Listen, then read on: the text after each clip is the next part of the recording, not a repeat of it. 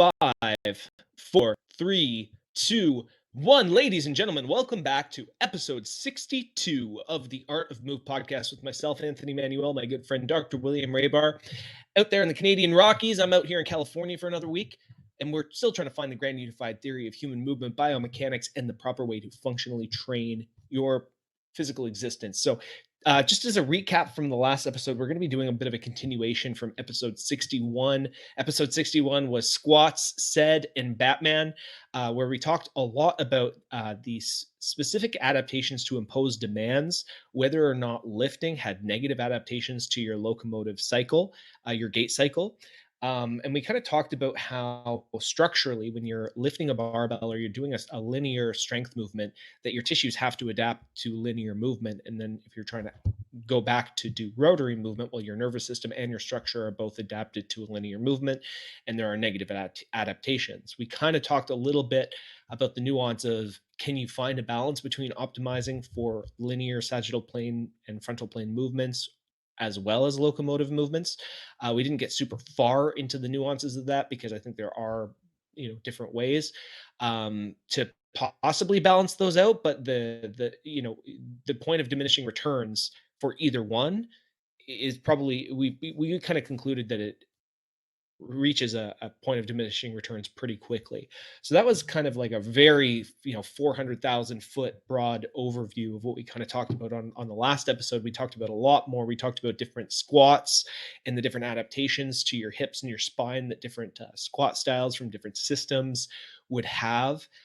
We talked about trying to adapt bilateral movements to optimize for gait mechanics. So can a bilateral movement translate to a contralateral exchange of force like what you see in the locomotive pattern? There's all kinds of different things that we talked about in detail, and that's kind of where we're going to continue off. Will had a bunch of different ideas since yesterday. I've been a little wrapped up with work, but I still think about this stuff a lot too. So we both have quite a few ideas that we wanted to continue because we felt like we ran out of time yesterday, frankly speaking. Or 2 days ago, we ran out of time and we wanted to talk about more. So since the last conversation, Will, any further thoughts about what you wanted to dive deeper into today?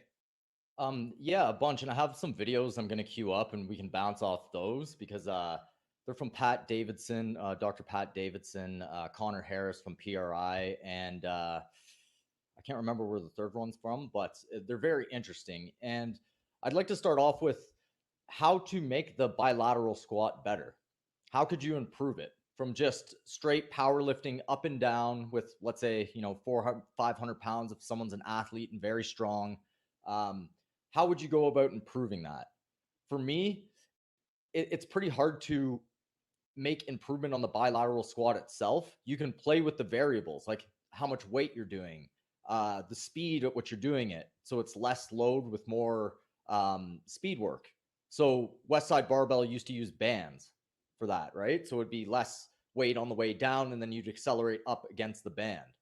Theoretically, I guess that would be less load. Still presents the problem of heels down training, still presents a problem of intra-abdominal pressure being too high, still presents the problem of the pelvis not moving. Yeah, and Westside used bands to adopt a specific force curve, because if you think about just like lifting weight against gravity, it's easiest at the top. Like it's easiest at the quarter top. Like that's why people can load up like a 500-pound barbell and do a quarter squat.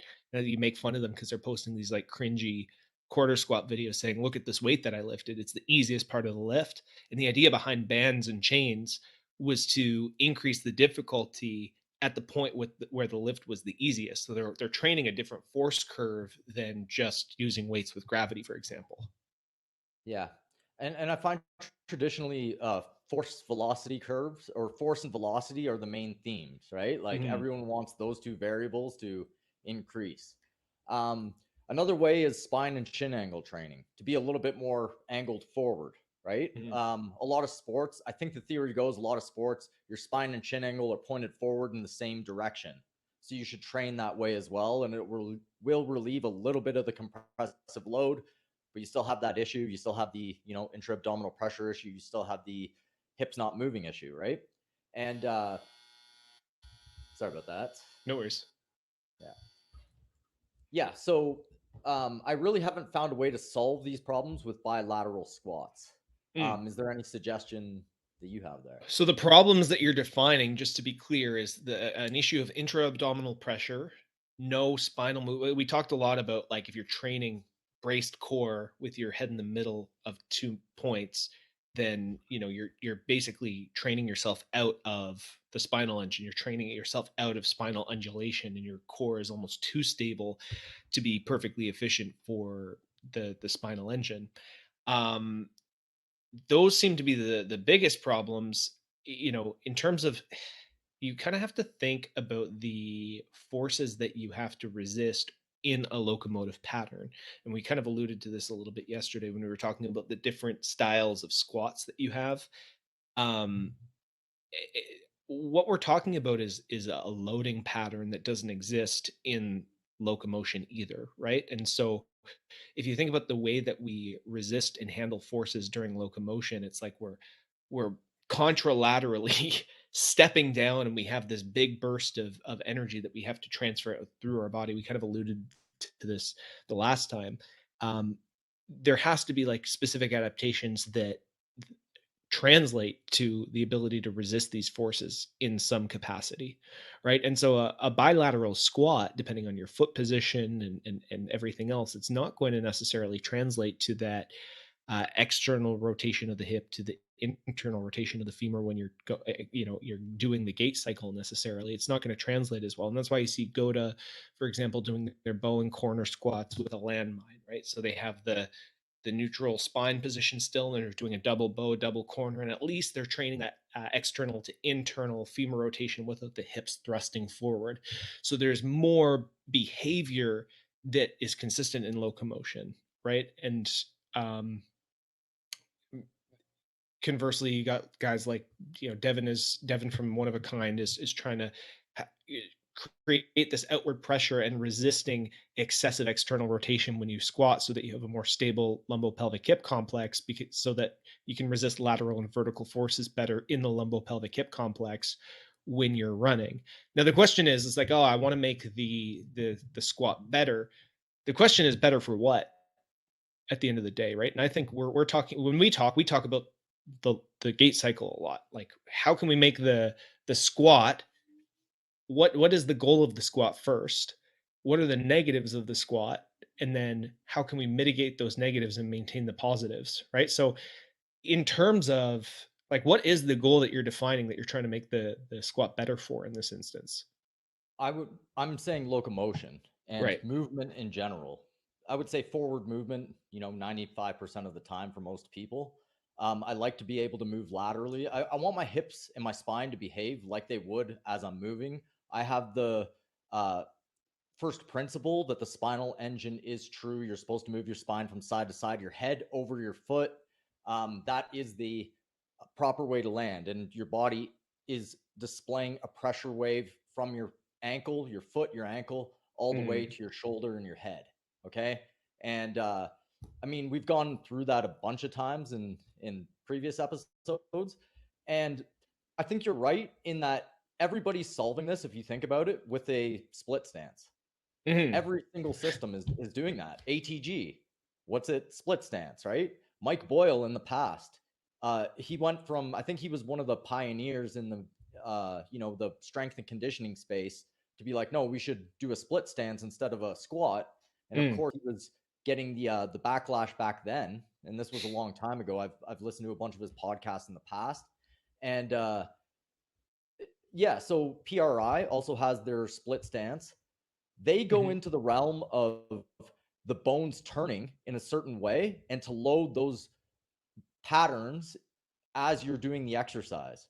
So, for Mm. instance, in the first part of the gait cycle, you're going to have a little bit of external rotation of your femur, they think, before the Mhm. internal rotation happens during mid stance. So, to start off, they would put their elevator, their heel on an elevated surface in the front and try to work it with a little bit of toe bias. So big toe bias, Mm. right? Mhm. Because they think they Mhm. go together.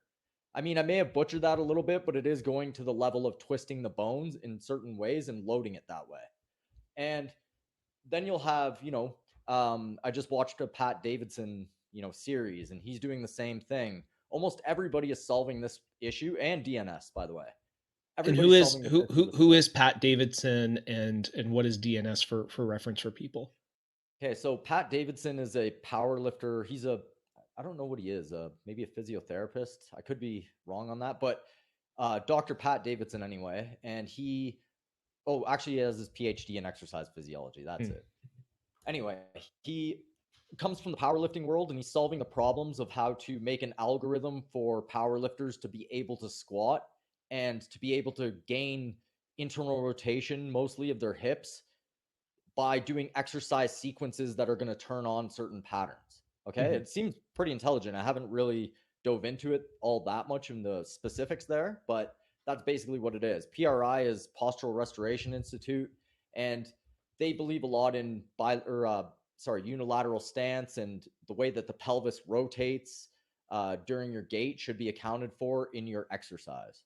Mhm. Did you have another question there? Or was it PRI that you asked for, the second one? No, it was no, it was who's Pat Davidson, and you mentioned you did mention PRI, which I think is good to that there was a third, was it because I think what's the one that John that Duffin does? Hmm. I'm not Let sure. me I'm not sure what Duffin is. let me see.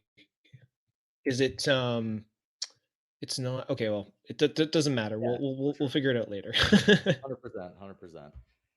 Um, yeah. So, what do you think of all that? Like, where are you in this? How to solve the problem of loading a lot? So the problem is, how do you load a lot? This is what most strength and conditioning trainers are looking for. How do I really maximally load the athlete so that I can have a huge force velocity curve increase, okay, and still keep them healthy without all the delirious effects that you get from everything I mentioned before. Well, Front squats are a way that people have why do solved you it. want a huge velocity curve, force velocity curve? Like why do you want that first and foremost? And if is that the only variable that you're testing in terms of creating a more athletic person? Maybe in terms of like a sprinter or something, if you're seeing there's a direct correlation between an increase in the force velocity curve and their actual sprint times, then that would be relevant for a sprinter possibly, right? But you actually have to establish that there's a real causation effect there. Well, within university systems, I believe this is what's happening is that you have separate departments and you have to justify what you're doing. You have to show numbers and metrics that you got the athlete a higher score, right? So the way to do that and the way that people have measured things in the past always is with force and velocity. Did you get your force higher? We're here in the weight room to get your force higher. You go do your skills with the whatever coach you're doing, right? Like whatever sport you're Mm. doing, you go get your skills from the coach. I'm the guy that gets you a higher force. So that was in the past the way that it was thought. And me and you came from that world, I think, right? Like, what were you Yep. thinking when you were lifting the heaviest weight? How do I lift even heavier? How do Yeah. I get more force? Were you thinking injuries? Were you thinking this is going to hurt in the long run? Were you thinking, is this going to transfer into athleticism? Well, Actually, I I thought it was would. thinking that. I Me thought it too. would. But it was autopilot, right? We're like, of Mhm. course, you're getting more jacked, you're producing more force. Of course, you're going to be a better athlete. I'm going to be more jacked than the next guy. I'm going to be able to run faster. Um, Yep. yeah. So, Well, because running to me used to be like how much force can I generate, right? Now it's like there there is still that mentality to a degree, but that force is not produced from just how many motor units can I recruit. How, like, if I load my, like, for me, the point of creating extra load is having your nervous system adapt to recruit more motor units so that you can produce more force on a muscular contractile basis, right? And if you look at the momentary muscular contractions that happen during a sprint and during a gait cycle, we've talked about this before too, where it fires in a specific sequence in relationship to what your fascia is proprioceptively picking up, the information of proprioception that your fascia gets from the stretching and the loading based on how your foot lands and all this stuff. Like, your nervous system is getting so many nervous system inputs to fire the muscles in a sequence, and you are not emulating that sequence of muscle firing when you're lifting. It's so momentary, and it happens so fast that you can't emulate that in a now I'm gonna share a video here because you're asking like how can you solve the problem of loading a a movement to create more force and more output while not having some of the effects of say an overly rigid spine or too much intra-abdominal pressure. I think the guys at Landmine University are kind of interesting because they have this they come from a David Weck background where they're doing a lot of spinal engine stuff. They have this side bend, so their head is over their foot. There's still this wave undulation of the spine happening.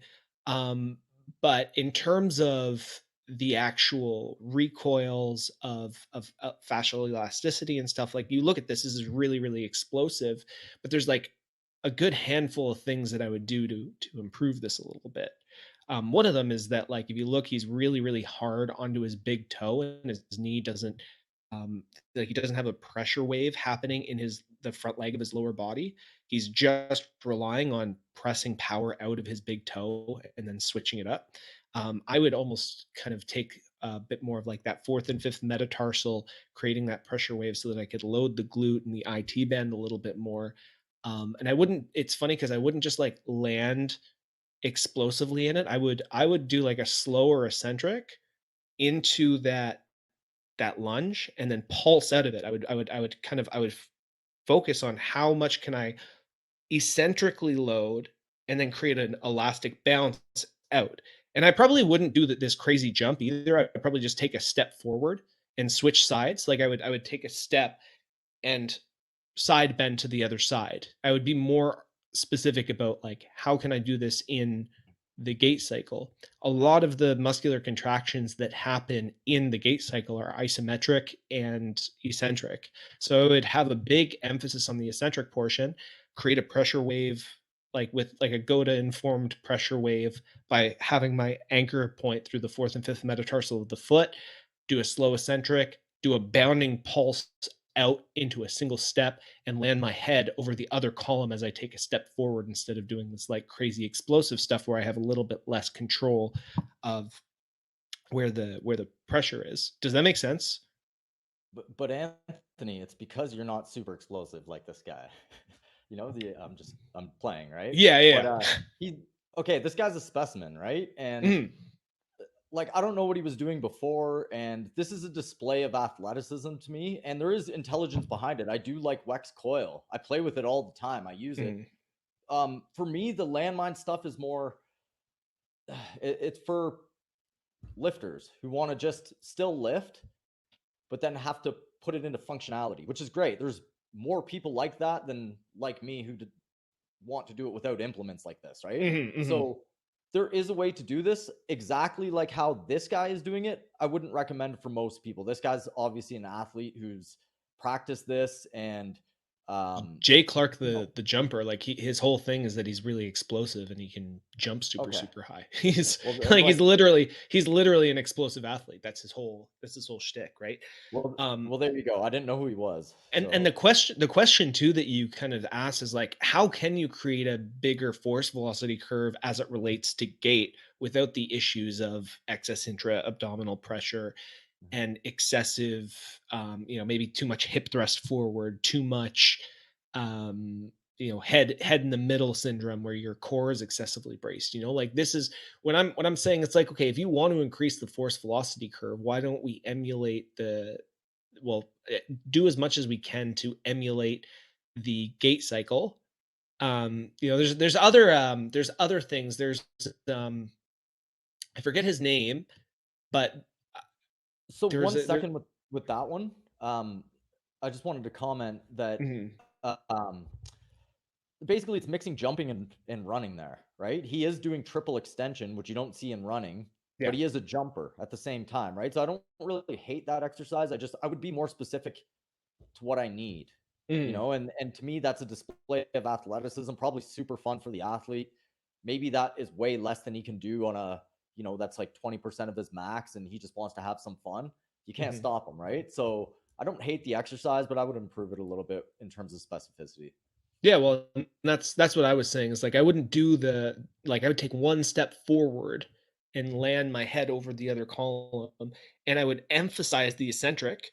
It's I mentioned Christian Thibodeau in our last episode since we were talking about squats because I really like this idea of a slow eccentric for the first three quarters of the movement, and then rebounding out of the last quarter, taking advantage of that stretch reflex because that is the action, that stretch reflex, that impulse that you want to have. That is in terms of strength and speed, like that relates more to sprinting, in my opinion, and fascial strength more than just pure muscular strength, like just pure force output by recruitment of motor units.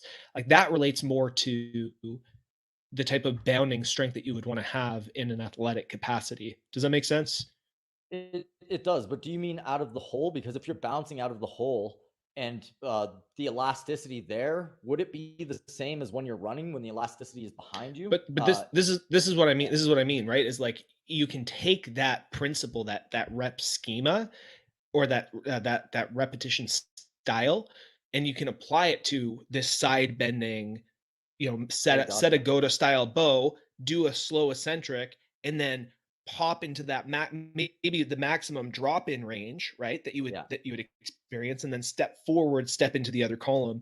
That would be like I've been brainstorming a lot about because some people who took our foundations course was asking, hey, are you going to do a strength course? Because I really want to have a strength and muscle course. So I've been thinking, it's like, okay, if I had to do this, if I was going to be like functional gym rat, taking all the Yeah. principles that we've talked about over 62 episodes now, how would I apply that? And, again, like where to me, it just made the most sense. It's like, okay, like I'm still setting a bow and I'm still cornering and I'm still in this locomotive pattern. My head is over my foot. I'm engaging that spinal engine.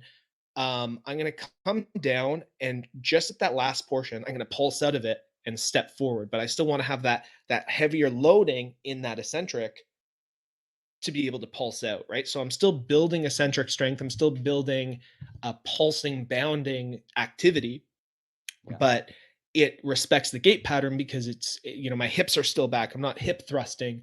It's not bilateral, it's contralateral, right? Like it's all of these things. And I can load it in similar ways that I would traditional barbell.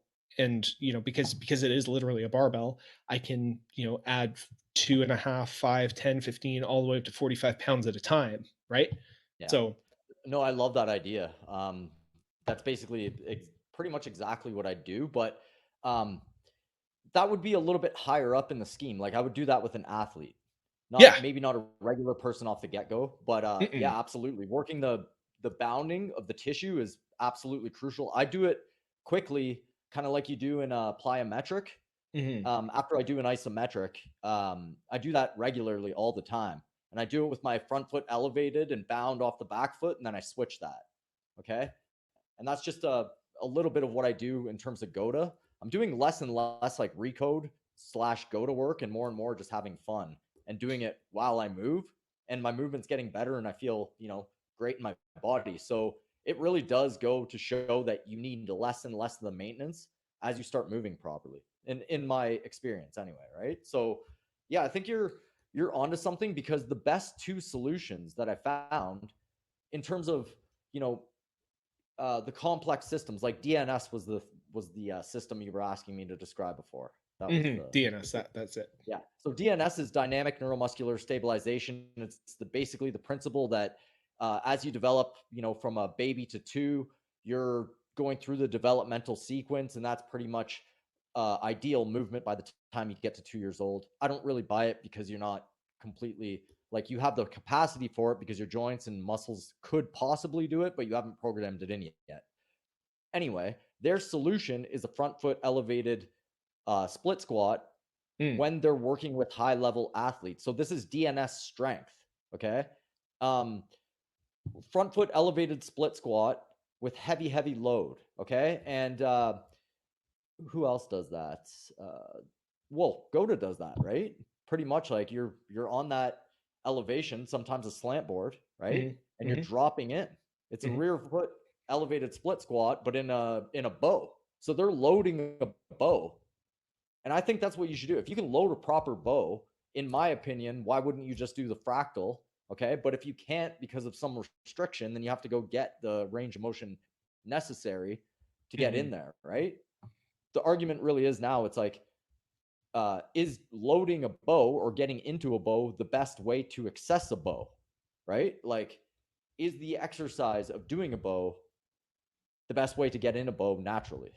Okay, I think that's an argument there, right? But either way I do it, and I found a lot of fruit loading it that way. Right, because when we talk about the go to bow, quote unquote, what they're seeing is your front foot takes the impact and you sink into your hip. There's some rotation at the hip happening, and because you're resisting the force, your knee will torque out a little bit, right? And that's just because you're spiraling this energy, but that's a moment in time, right? That happens dynamically, right? So the I think the argument that I've heard against Goda being the most effective way to load this position is that this is a position that happens in dynamic movement. It doesn't actually, it's not an isolated, it's a moment in time, but it's not an isolated incident. Like that doesn't happen that dramatically. And so training it is not necessarily the best way to train the attributes of what causes that to happen in movement, right? So the question is, okay, well, what are the attributes of the structure that cause it to resist forces that way? Should you train those directly, or should you train both? Should you train the movement and the pattern that encourages that bow to happen, that knee torque to happen, that hip action to happen? Or should you train the attribute of your structure which allows you to resist that force, which is what happens, which is what encourages that torquing at the knee to happen, if that makes sense? Yeah. And then it would be like, if you have the attributes that allow the bow, is loading the bow the best way to get the structure for a bow, Mm. right? So to me, it is. It's follows the said principle, but again, the said principle is internal. What Mhm. if you don't? What if your hip is arthritic and you have a hard time loading a bow, right? Or you're restricted in a certain range of motion? Is loading the bow the best way to get a bow? And I'm open to debate on that. I think it is. I think that because I can go in a fractal, I can literally load the bow, walk outside, and just do the fractal of the movement, then get into my run, right? And I have a Mhm. hip labral tear, so I'm missing internal range of motion, so I can definitely do it, and I can definitely move from the isometric straight into the actual motion. That's what I like about it, because it is a fractal, right? But yeah, I'm open to debate on if there's a better way to do it.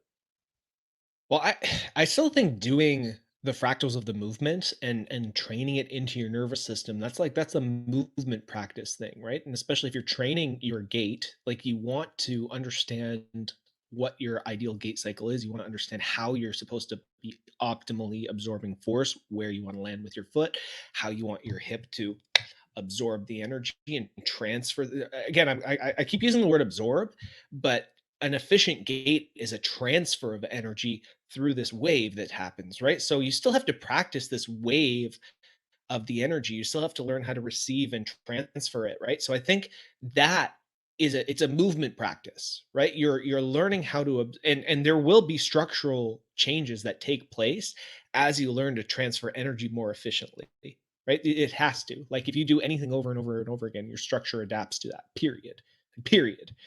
The question is, like, if your structure can't support this transfer of energy, then you need a minimal amount of stuff doing that, and you need a minimal amount of structural support to be able to start doing that effectively. Like you said, if in the case of someone with an arthritic hip, maybe you need to create a better structural situation where they have more articulation, they have more range of motion, and they have more support, from the structure itself that is deficient, right?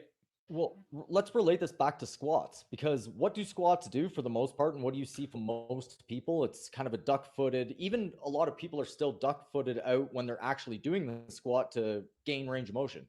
Walk into any gym, like, we're talking people doing perfect squats, but that's not reality. When I walk into a gym, which I don't do that much, it's horrible. People are doing all sorts of Yes. crazy maneuvers. I would say CrossFit is actually the best for this in terms of uh having everybody have clean motions, like at least they're trying to be like, okay, this is how you're supposed to squat. When I was in CrossFit, I know that people there really wanted to perfect the motions. Maybe they didn't get it correct, maybe they did, but they're trying, right? But if you walk into a regular gym, people are all over the place. So most people have that duck-footed stance. And even if you're straight, even if your feet are straight, the Kelly Starrett type of screw the ground in with your feet is an external rotation cue, and you're holding torque, external rotation hard. So the glutes in the back, you have those rotator cuff of your hip are going to squeeze, and they're going to pull the glutes together. So basically, you're going to get super tight, and your hips are going to externally rotate. Okay, you're closing your sacroiliac joint at the same time, so your pelvis becomes a block. When you do the opposite, when you're going in internal, which most people that lift are missing this, that's why they're duck-footed. Okay, you're now stretching those rotators out in the back and allowing some room to happen, allowing your hip to have some freedom. Basically, that's what a lot of people need to work, I think. Okay, and in the squat, you're doing the exact opposite. So the question is, could you do this in a bilateral squat, or could you reduce the effects of this? So I mean that's what Devin Brown's approach is specifically to try to resist that external rotation, that external torque. And he even criticizes Goda for the bow. Like when people are actively doing the bow, he's like, it's the same external rotation at the femur that people are having issues with, right? The thing is, like, if you're not doing that though. What would you, if you're doing a double bow, if you're holding a double bow, your hips are back and you're bowing, your femurs are externally rotating. Oh, I see what you're saying. Yeah. So yes, they are doing that, but you're in a hinge usually, right? More so than an actual squat when you're doing that. When you're hinging, you're in an internal rotation with Goda, right? But basically when you're loading a bow, so I'll show you right now. When I'm loading a bow here, okay, double bow maybe, but when I'm in a single bow, I'm loading back this way, and I've loaded my hip to come with. So I'm not externally rotating. I'm taking the hip with the socket, or sorry, width, right? So this would be an external rotation if my knee popped out, but I'm not pushing my knee out. I'm pulling my hip in. Right. So and so this is a nuanced point, right? Because this is where it's like, okay, well, if you're creating a bow and you are torquing out, like that's how I understand the bow as well. But a lot of Goda will actually promote, like crank the bow open super wide in an air chair, right? Like do a double bow. I see. Hinge a little bit. You kind of see it, right? Like there is that promotion of it, but at the same time, you still want to work the corner as well. I actually don't like. I think the problem with the external rotation actually happens at the top of the squat, where people are shoving their hips forward. Not that when it's loaded backwards, because that's when the muscle's stretched. Either way, if it's externally rotated or internally rotated, you're loading the hips in the back. That's stretching the tissue in either end. But when you're coming forward, that's the concentric thrust that's going to make your glutes tighten up. You can see that's why people are walking around. All these fitness guys are walking around with the tucked in butts. They're hiding their butt basically, right? You may have a big butt muscle wise, but you're shoving your hips way forward and it's going to hide it, right? So because it's chronically shortened, right? Like it's always contracted and pushed in. And so I guess that is the difference in terms of a Goda squat, because if you watch when you do a double bow, when you come up, you still keep your hips back, right? You come out of the squat still slightly in this hinge. You have your hips way back. Even when you come up from you get into an access squat and you come out of an access squat, your hips are still back and the glutes are still lengthened, right? So with the glutes still lengthened and that external to internal rotation happening, the question is, like, how much would you want to load that? Would you want to load that at all? In terms of the bow, you mean the double bow? Yeah, the double bow, double corner. Yeah. For me, like I never load any. I haven't been to a gym in a long time, so I don't do a lot of loading. Most of it is, I'll just do body weight stuff. Feels huge, right? Like when you're at a level where you really can feel the inside of the sockets and you can play with the tilt of your pelvis. Having a next level feel, I don't need anybody to tell me what I need now. It's just like it's there, right? And I can get it right away or know when I don't have it. But again, most people are not there. So would I load a bow as compared to what though? as compared to a regular squat, absolutely. Hmm. And I don't see a problem with loading the bow either, because again, you're getting that stretch in the back. And as long as you're loading it how you would load it more like in a run or a walk, then I'm okay with it. But loading it to a maximum, like, putting on 300 pounds and then trying to landmine it from a bow, I just don't see the purpose, Mhm. like that might even be dangerous because of the position and how intricate it actually is. Like, how intricate is getting into a good bow? It's pretty nuanced, right? And the thing is, like, you want to get it to a point where this is happening. Well, here's another question, right? Is like, would you agree that really heavy weights equates to a very strong nervous system input? Oh yeah. Like, the more you load something, the heavier taxation on the nervous system it is, right? Yes. And wouldn't you find that, like, the better you get at squats, the more efficient your nervous system is at squatting Yes. with load, right? So, Yeah. in theory, if you can get your form really, really well and you want to learn the bow, wouldn't the fastest way to do that be to load the bow at like closer to a 1 rep max if you can keep your form proper? Um, no, I would say no, because it's a sequence, right? Like, you're supposed to be feeling that you're loading a sequence. I know it's not like that, but I do hold isometrics. I just don't hold them exactly like a barbell. Another thing is, when you're holding a heavy weight, let's say it's 300 pounds and I'm holding it in a bow, I have to hold that like tense. I When I hold an isometric, I can hold it in one place and feel everything out, right? I can move different parts. I can be like, okay, I need to lift my hip. Now I'll hold it there and tense up, right? And it gives more of a feeling to my body versus just holding a load as hard as I can and everything's firing as much as possible. That's just trying to bring uh, give as much CNS firing as possible to the area, Hmm. where that's not exactly the goal.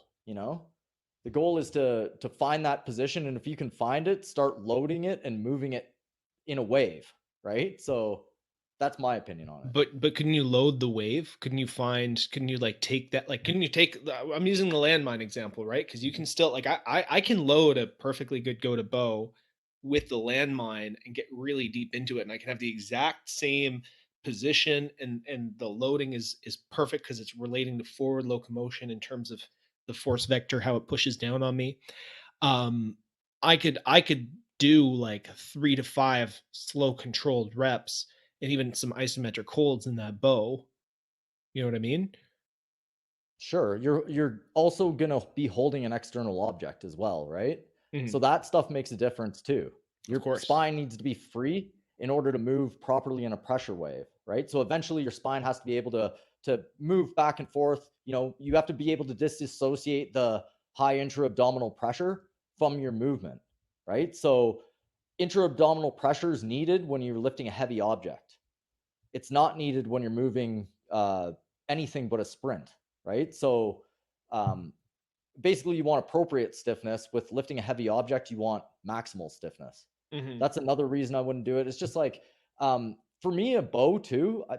I don't do it all that often in terms of heavy loading. I just get into it, I feel it, and then I'm moving. So it's Hmm. like it's to movement as fast as possible, not to just do the bow just to do the bow. Well, and now we're kind of getting into the argument of like, well, is it even worth it to have specific training to increase your force velocity curve using weights, right? Because this is I think the original conversation was like, how would you improve the squat? How would you, like, how would you improve uh like this goal without the negative consequences, right? Because at the end of the day, like, with like a landmine loaded bow, right, you still have the benefits of like the loaded exercise. You still have the it's contralateral now, you're getting spinal movement, but you Mhm. still don't get rid of the issue of intra-abdominal pressure, right? Like, you still I, have I that.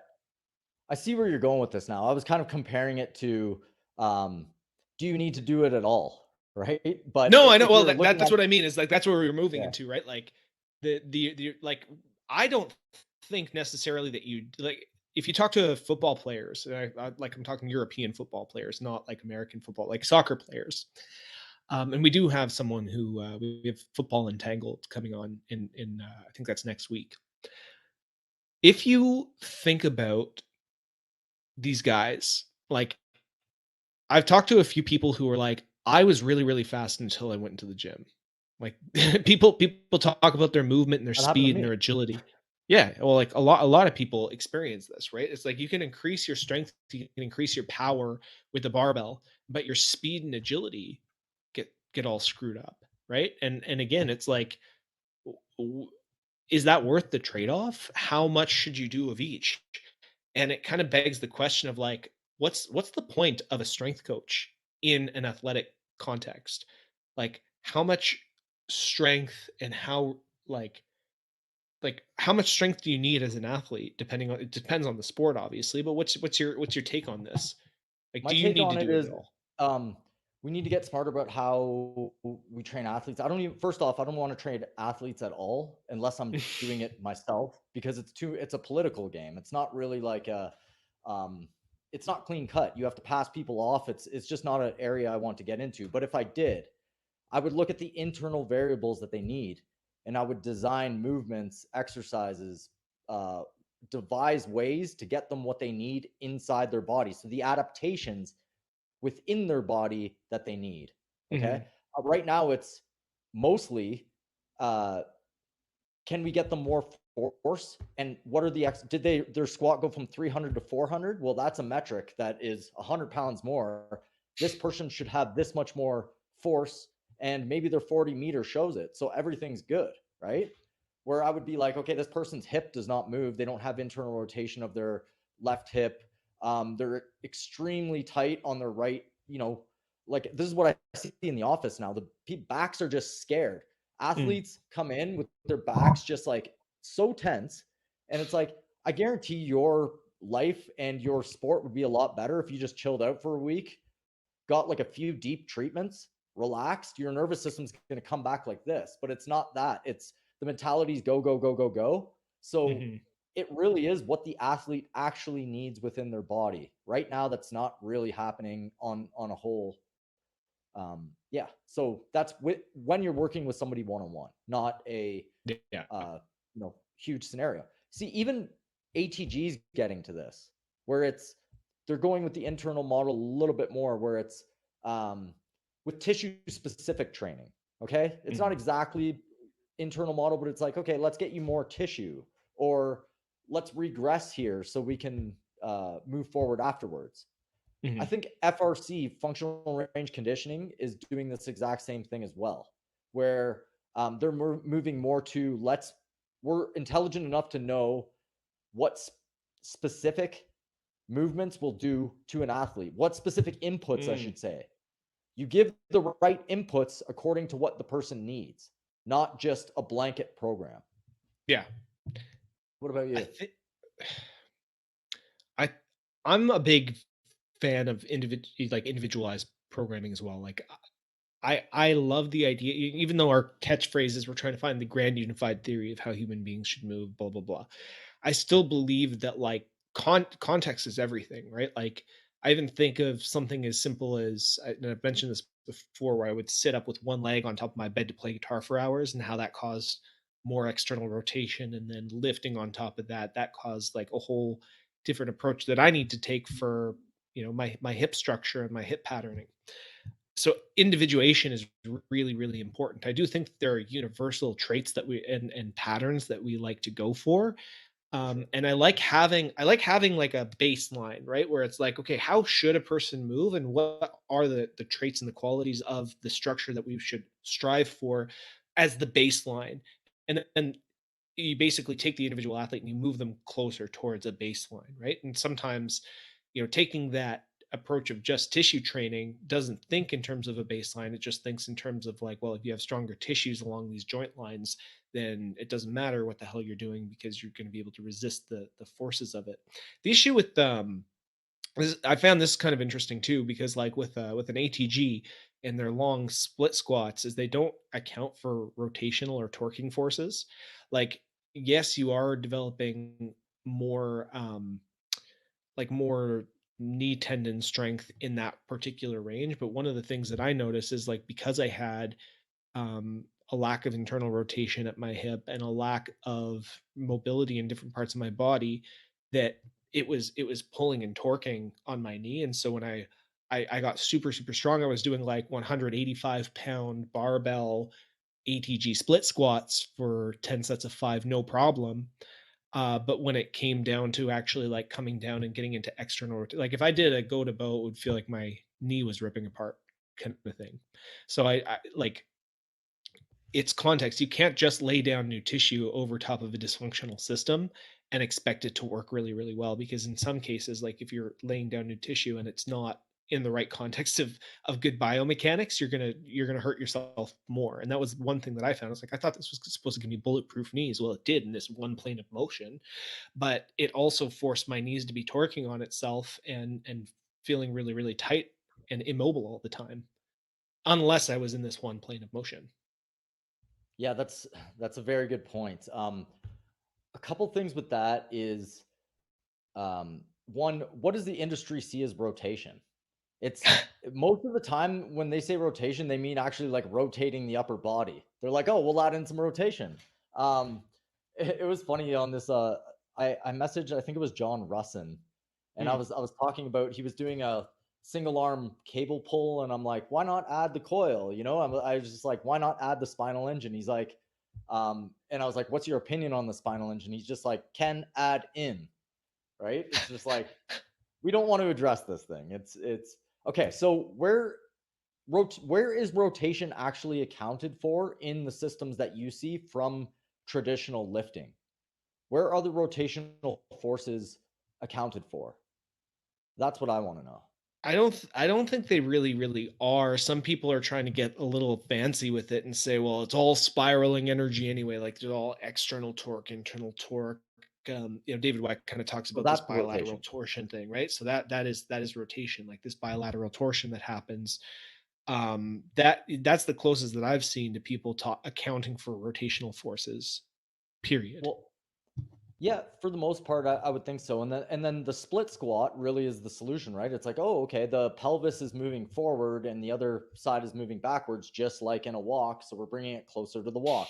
Then you get like, PRI, I think would account for rotation being, you step, your foot goes to the big toe. That's when everything, the bones rotate, and then they come back, and then they rotate the other direction, right? Hmm. And that goes up the chain. But I never hear anything mentioned above the hip, right? Like, what is the spine doing in comparison with the hip? That is really the question I want to know from, uh, theoretical models, because it really isn't accounted for anywhere. Weck, Goda, I don't really hear Naughty saying it all that much, but I see him doing it, so we must acknowledge it. Would love to have him on the show, by the way, or any FP practitioner who Yeah, wants to come on the show. Please do. now he said he would hop on with us at some point. It's just not a good time with some of the business moves that he's making with functional patterns. They're going through some structural changes with the actual company, and so he's going to come Yeah. when he's ready to do some media appearances again. He'll come on. We have some other people though. I've been talking to someone who is an FP, was with FP for over 8 years, and we're going to try and get them on the show probably this month. We'll see if we can line that up. But this is like David Weck's biggest pain point. It's like, why aren't people just acknowledging that if you just put your head over your foot, you're balanced? Why aren't people acknowledging that there is even a lateral bend component within the gait cycle? Like, it just doesn't seem to have. And like you said, you've talked about this on previous episodes too. It's like when the highest academic forces who are observing this stuff are doing gait assessments, it's always from the side. They're doing side view gait assessments. They're not looking from the front or the back necessarily to see what's happening, and they're looking at the side view of the gait. I don't think a lot of people are accounting for this, and this is why, like at the end of the day, we're having, like, there are people having these conversations, and those are the people that we want to talk to. Those are the people that we're interviewing, that we're extending a discussion of almost like a gate model counterculture, because we're accounting for rotational forces. We're exploring all this stuff, right? Absolutely. Let's play some of the videos that I have, because they're good segues. Do you have time here? Yeah, Or? yeah, yeah, for sure. Okay, I got a good half hour cool. here. Okay, I'll just play a video and we'll bounce off it. I can't even remember what it is. but I know I saved it, and it's something to do with this. If you're a coach in the fitness world, I define 13 different motor patterns that are available.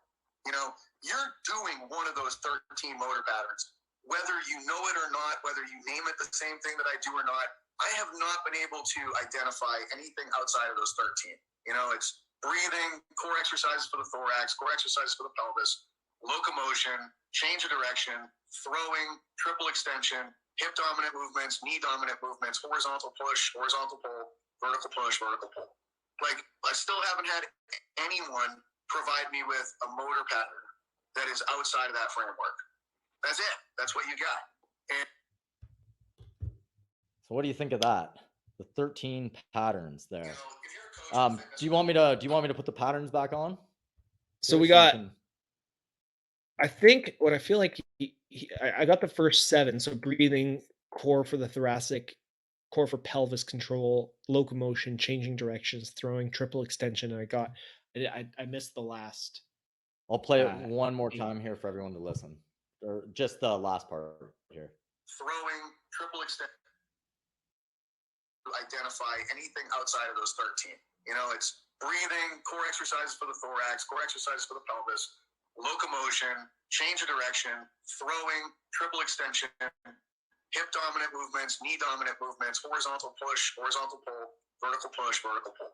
Like, I still haven't had anyone provide me with a motor pattern that is outside of that framework. So that's interesting, eh? Like, what do you think of that right off the hop? That's Pat Davidson, by the way. Okay, so like,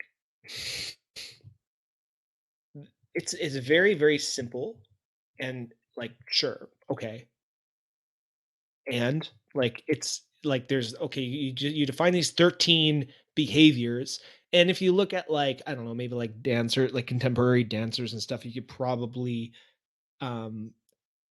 I don't think it's the most efficient way to parse it out, because let's take like, he categorized locomotion as one of the 13 movements, but the actual like, just say it's like, yeah, locomotion happens. Like, yeah, no shit. We've got 62 podcasts on it. Yeah. Like, that for me, it's like, okay, like, this isn't untrue necessarily. Like, human being, like, I would also say maybe brachiation happens in some instances. Like, you could argue for brachiation in terms of like hanging, and climbing probably has some different things. I didn't see anything about that.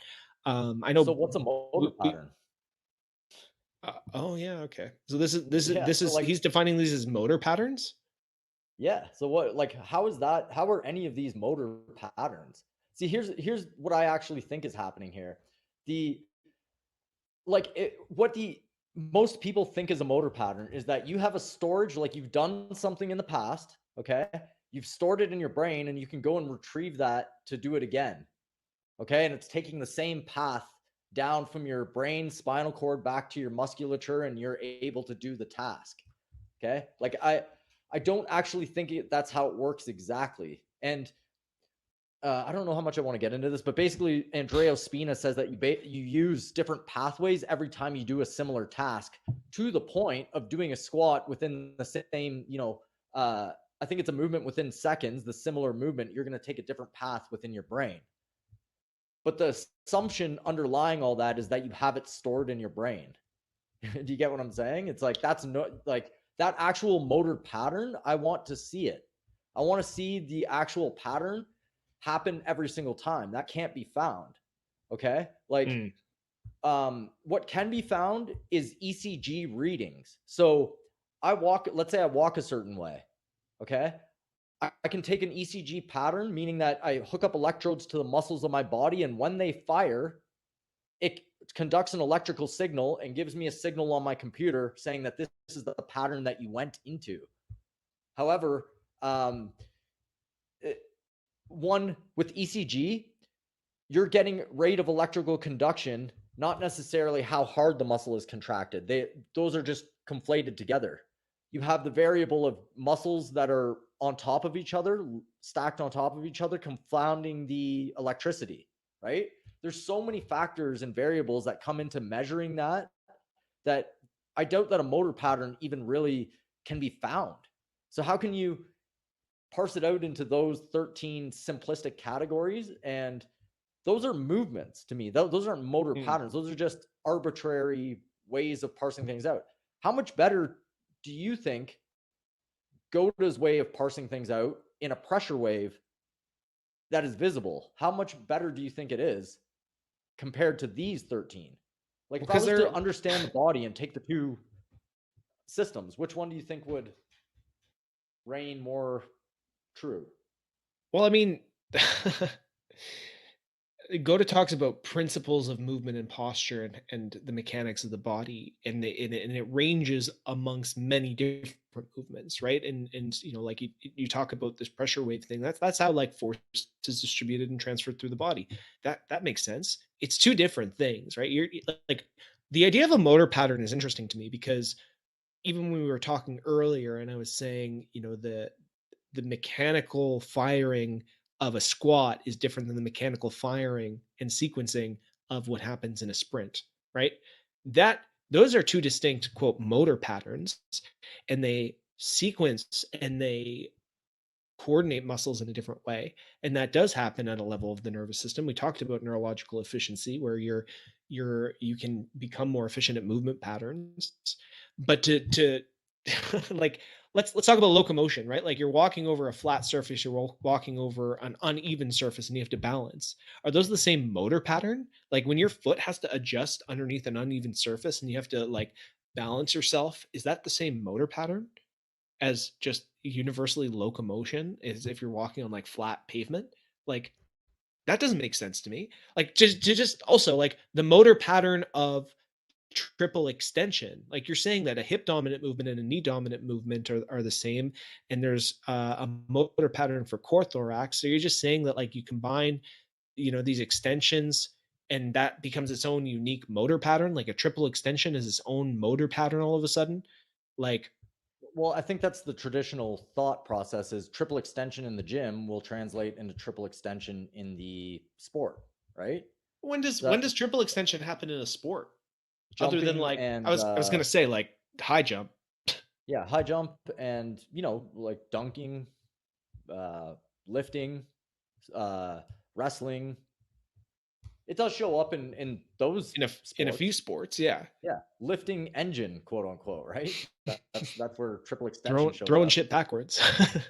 Here's the thing, though, too. As a first principle, if you don't think that locomotion is as important as we do, or that it's a fundamental part of human movement, and some people do, they're like, no, locomotion's not that important, and then just that's it, right?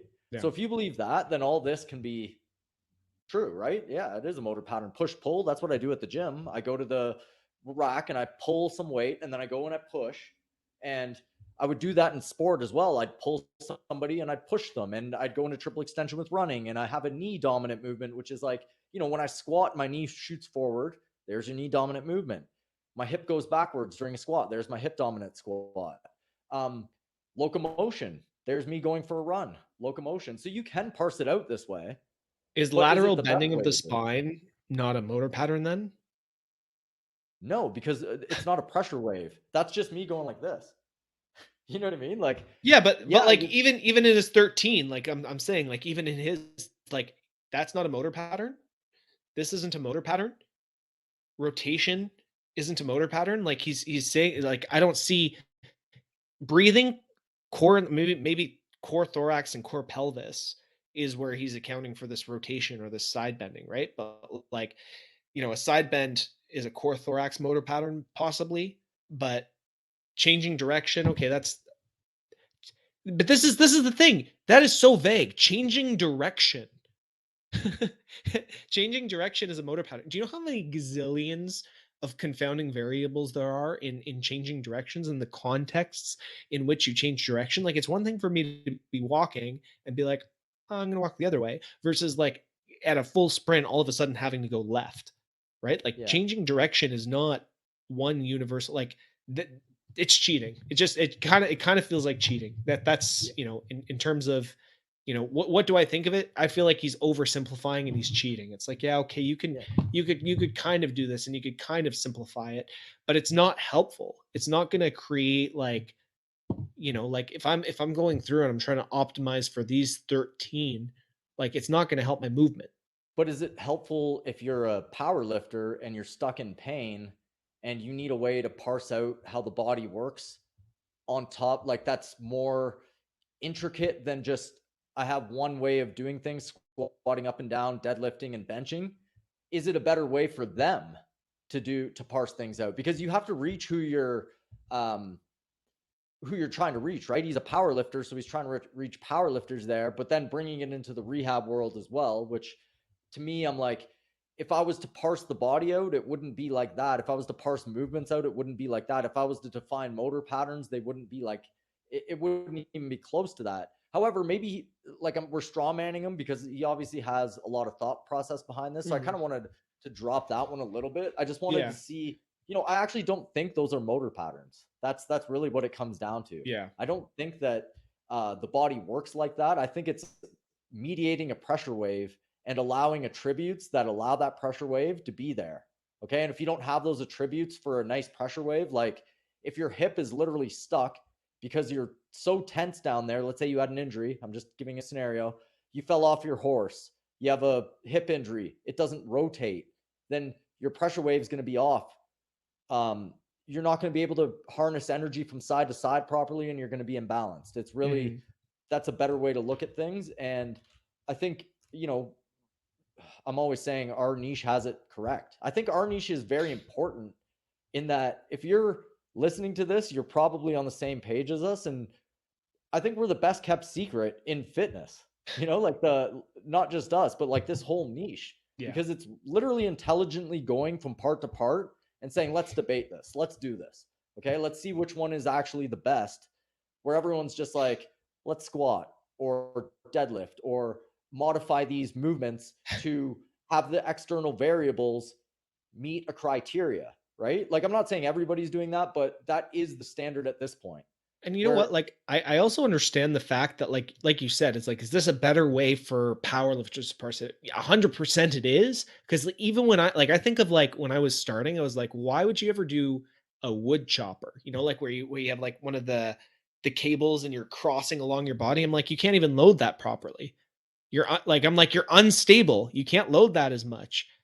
Just use the barbell and some dumbbells. Like you have to stabilize dumbbells. That's enough. That's enough functional training. You can at least load that heavier. So for me, it was all about like, how can you maximally load your body to produce more force? That's all I thought of. And linear was the safest, most effective way to do that. Now, knowing what I know now, like that's like over 10 years ago that I thought that in those terms, but that is still where people's mindsets are at. That's what people believe. But how long ago was it that you thought that, squatting would get you more force and transfer into more athleticism? It wasn't that long ago that I still thought this, probably like 4 or 5 years ago. I would have argued with you and been like, no, we should still squat, not that much, a couple times a week, really, really heavy, just a couple reps, just to keep your nervous system high. And I would justify it all the way to that point. Right. But I'm not there anymore, but I see that that's where most people are at, I think, because it's just what the industry standard is. Most people do think squatting, deadlifting, benching, overhead press, get good at those, get more stable. There's your base. And then we can move out from there. You'll specialize with your coach. Right. So yeah, those are all interesting points there. Anything to add to that? Yeah. I used to think the big thing for me was always squats would directly translate to sprint speed because of the power output thing, right? Where it was like, okay, well, I'm not sprinting a ton, but I can definitely sprint faster because I'm strong, right? And I have a strong brace. It's still the core bracing thing. I'd never even heard, like, I didn't think in terms of spinal engine at all because I'm not thinking in terms of locomotion. Like, I think the focus on locomotion too automatically forces you to shift your paradigm. Because if you think in terms of optimizing your gait, like you suddenly have to think about your body in a different way. Like gait is not a linear movement. Like, yeah, you're moving straight forward in a line, but it does not occur linearly. There's too many factors at play. And if you want to really think about how do you optimize your gait is a massive, massive problem. Like it's a massive challenge because all the tools that we're using are concentric dominant, fixed plane, muscular loading things, right?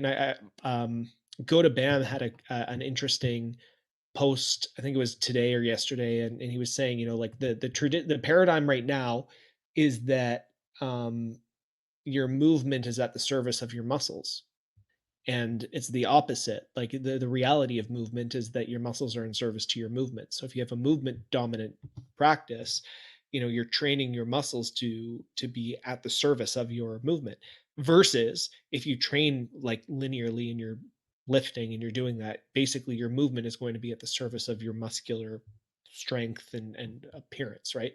I thought that was a really concise way to kind of talk about what we've been talking about for since October. Yeah. Yeah, there's a couple thoughts I had on that. It's like, how do you marry the biomechanics that we're doing of actually trying to get people healthy movement, healthy joints, and the fact that people want aesthetics, people want power, athleticism. It's like, can they all come together? I mean, those are the questions that we're asking, but it really does help with aesthetics in the mix, like if you can mix those aesthetics in, that would grab the mainstream. But is this information really there yet? I don't know. Like, has anybody married that concept yet? Well, I think there's systems that are trying, right? There's definitely systems that are trying, and we've covered those systems pretty extensively. The mainstream will not be here, and this is my own prediction. This is my observation about culture and about like the mainstream will not get to this point, because we're still in, like, even culturally, we're still in a very appearance based, um well, like our priorities are very appearance based, even more than materialistic based. Like we used to be in a society where it was very based on what you have, and now it's based on how you look and what it looks like you have, right? And we can see that just in terms of like social media being a very predominant force in terms of how people are establishing status amongst themselves. And the reality is, like, the quote tried, tested, and true, like barbell training and everything, people are still going to prioritize that because it contributes to really good aesthetics, essentially. I think really, like, this information would be biggest in the boomer generation. Like, they're kind of over aesthetics. They're in pain. They're trying to go to the gym. They're trying to figure it out. It's just like, this is it. Like, you should really pay attention to this info. But that's another story. I'm gonna play. Do you have time for another one? Yeah, let's do one more. Yeah. Okay. So I'm gonna play a Connor Harris clip here, and he's talking about how they do the split stance, and it brings up a couple good points. One being how they look at the foot and how they look at force transfer, and how they still use the gait model that literally everybody else uses. I'm making this assumption, or not assumption, or not accusation, but assertion that everybody's using the same damn gait model, except for Goda, really.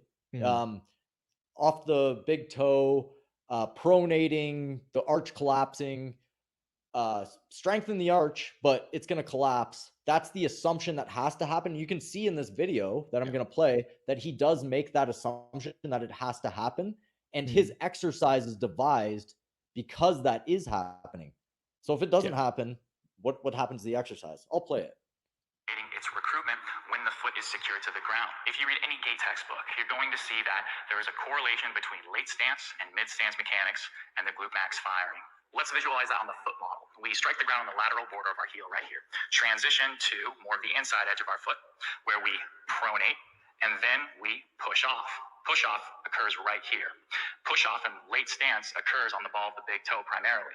So that's when our glute needs to work to push us back to the other side. So if we're going to do something that requires the glute to work and we want to optimally recruit it. Let's talk about that so far, right? So he mentioned the early stance and mid stance. Again, that is literally the linear model of walking, okay? I can just picture it because I've seen it so many times at school. It's like that almost stick figure walking, and somebody colored in his leg at one, every time he initial stance, leg is colored in one shade.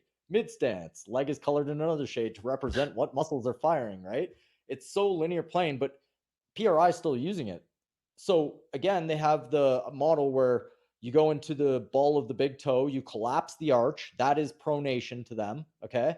that is the point where the glutes start to fire in their model. So therefore, let's devise an exercise where we're pushing off the big toe in early stance, or sorry, off the heel in mid, or sorry, off the big toe in mid stance, and then we're going to have the glute fire.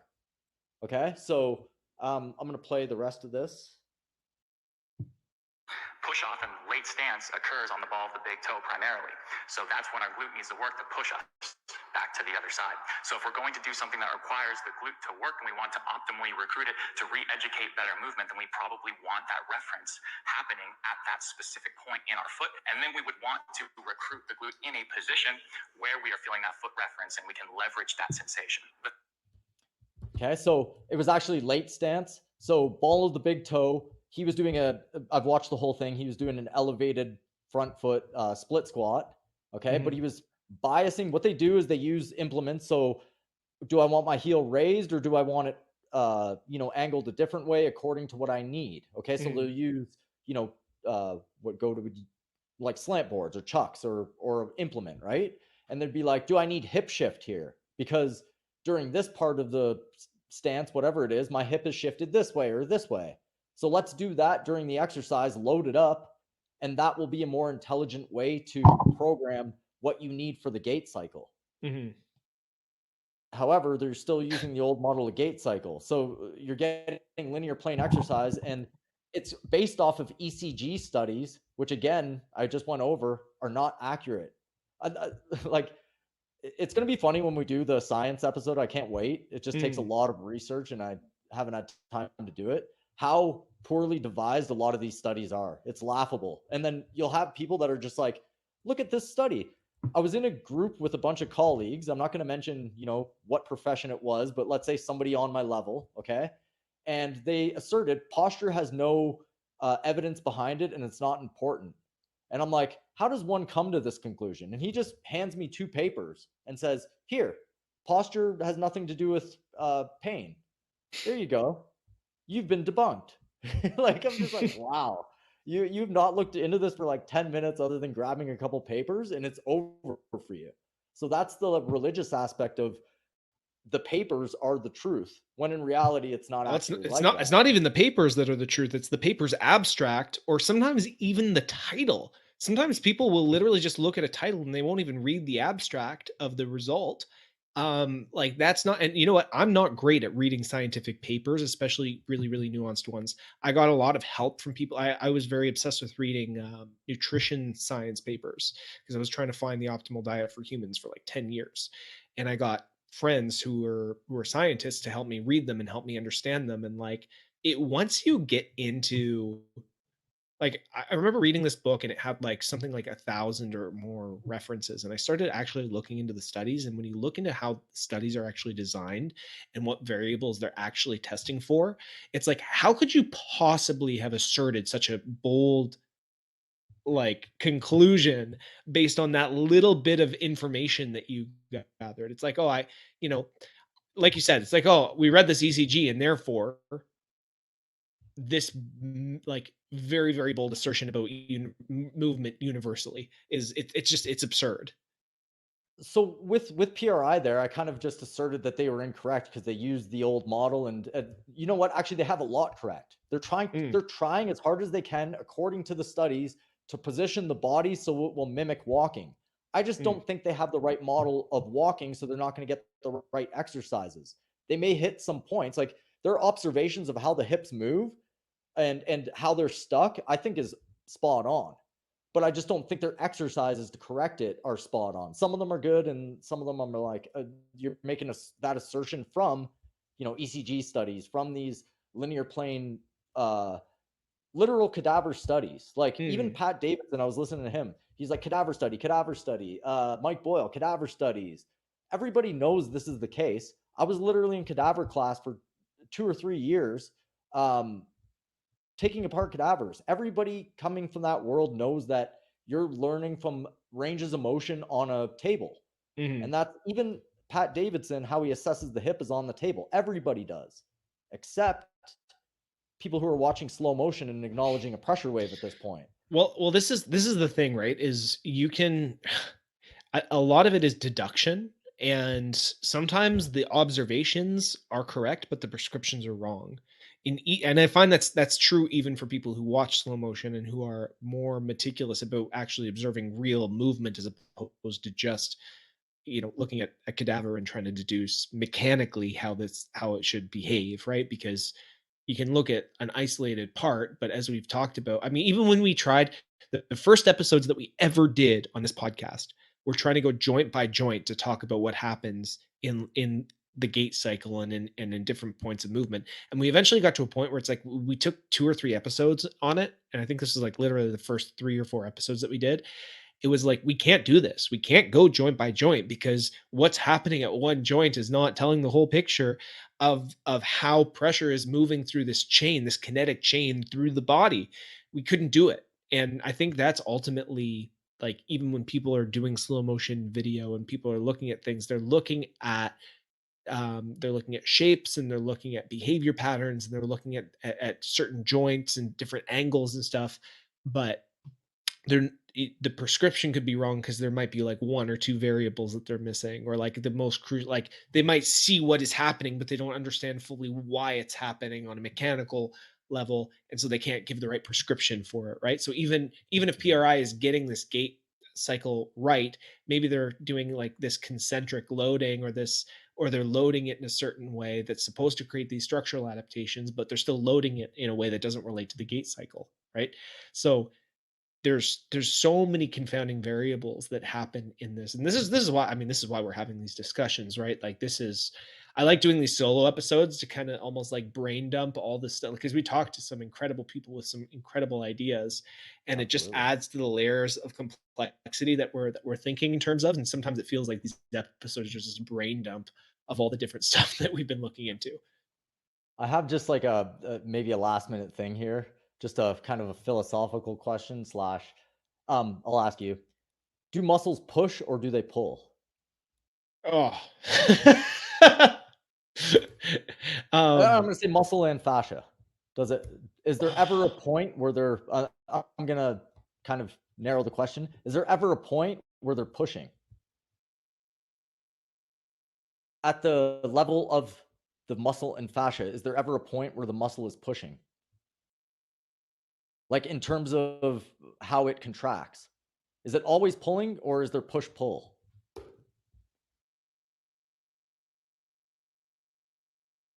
I don't think of muscles in terms of push or pull, which is really funny. Do actin and myosin push or pull? It's funny because I don't think in those pull. terms necessarily. Well, I mean, like if you think about the actual mechanical action, yeah, because Yeah. it's on or off, right? It's on or off. So they pull, but they don't. Okay, so they don't. I'm going to narrow down the variables here. Externally, there's obviously push and pull, and that's how a lot of the body works. That's why you can do a push and pull, because you have two different, I would say, poles of your body, the columns. If I pull one and push the other, it's very much how a lot of martial arts work. Okay, and gait cycle when you get down to it. Okay, hips back, reciprocating. It's a push pull. Okay, but internally now, is there a scenario where the muscle pushes, or the fascia pushes, or is it all pull? I think it's all pull. I'm inclined to agree with you. It's just the degree. Well, yeah, I'm inclined. Like I can't. It's funny because I'm visualizing it, and I'm having a hard time actually finding. I'm not as articulate as I normally am today. My brain is scrambled in a million different places. But what I'm seeing is it's like I think in terms of tension and compression, right? Yeah. So it's stretched or it's compressed, but compressed doesn't mean pushing, right? Like No, that's not a push, but tension is pulling. So I can pull from multiple angles. This is the whole tensegrity thing. I can pull from multiple angles and create compression. Pull, not push. Though, right? Because none of the muscles like push. If you actually look at it at a cellular level, there's no push. It's all pull. Damn. So I don't know. Maybe I'm wrong on this. I was just thinking about it. And if a viewer has a different, thought about that, let me know. But I'm gonna play with that thought process. That is a really, you know what, if you have thoughts on do muscles push and pull, write them in the comments if you're watching on YouTube. And if you're listening on Spotify or iTunes, send us a DM on Instagram. I'm at The Body Moves. Will is at The Art of Move. And you can let us know what you think. I'm kind of inclined to agree with Will on this one. I have to think about it a little bit more, but I can't think of a mechanical reason why I would disagree with you, especially when you brought up the tensegrity thing, where it's like tensions and compressions, which are pulling forces just working against each other to create, that would be that what creates the push. So on that note, that is episode 62 of The Art of Move, guys. You can check us out on nofilter.net if you ever want to watch these episodes live and interact with us in real time. You can hit the knock button and come and join the stream yourself and kind of debate us on any of these points. You can write in the chat what you think. We love doing these live. We are going to be back at it next week, so come check us out on nofilter.net. Thanks for listening, and we'll catch you next time. Have a good one, guys.